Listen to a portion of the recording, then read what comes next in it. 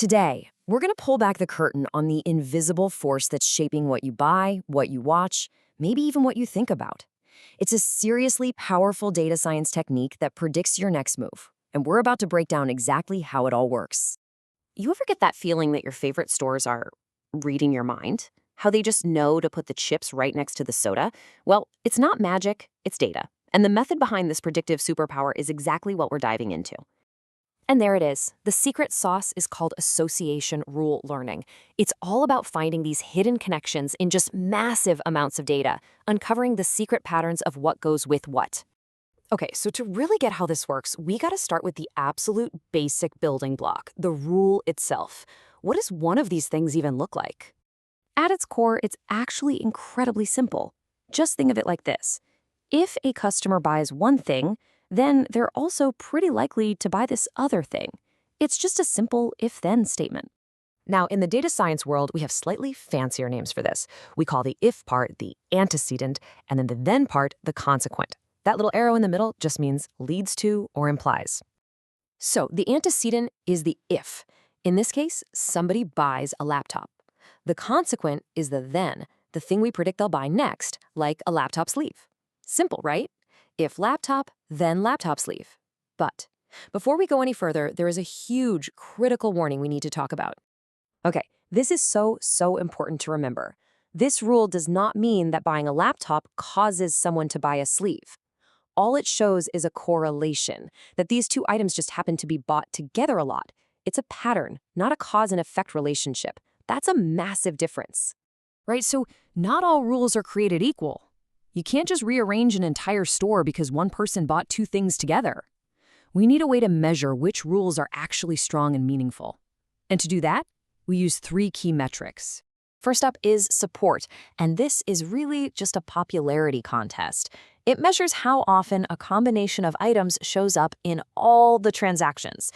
Is this pairing super common, or is it just a weird one-off? A rule needs to have at least some basic level of support for us to even care about it. Next, we've got confidence. Confidence answers a simple question. When somebody buys the if part, what percentage of the time do they also buy the then part? It's all about how reliable our little rule is. High confidence means our prediction is right pretty often. And finally, we have lift. And honestly, this is probably the most important one of the three. Lift tells us how much buying the IF item actually boosts the chances of someone buying the then item. This is what separates a true, powerful connection from just a random coincidence. All right, let's make this way more concrete with a classic example. We want to check out the rule, if you buy bread, then you'll buy butter. We've got data from 1,000 transactions, and here are the raw numbers.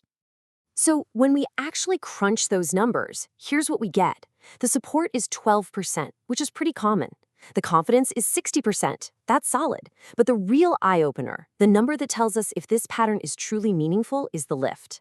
A lift of 4. Now, remember, any lift value over 1 tells you there's a real relationship there. A lift of 4 means a customer who puts bread in their cart is 4 times more likely to also buy butter than just any random customer walking in. Now, that is an insight you can actually do something with.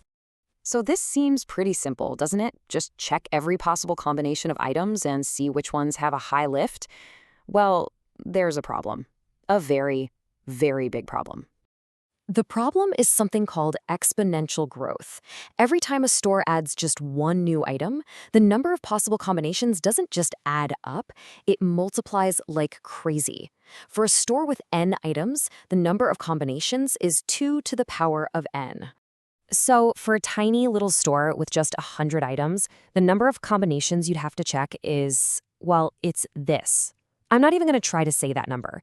It's so big that the fastest supercomputer on Earth couldn't get through it in the lifetime of the universe. It is computationally impossible. So, how in the world do you solve an impossible problem?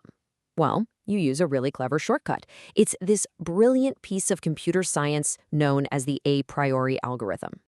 The whole algorithm is built on this one simple but incredibly powerful piece of logic.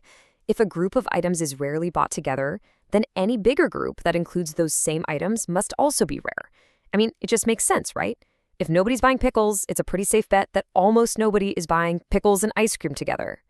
And that's the magic trick. The algorithm starts by just finding the individual items that are too unpopular to even matter. So if it sees that pickles have super low support, it doesn't even bother checking combinations like pickles and chips or pickles, chips, and soda. It just prunes that entire branch of possibilities from the search. This brilliant shortcut is what makes an impossible problem totally solvable. So, after all that, what's the big takeaway here? Why does any of this really matter?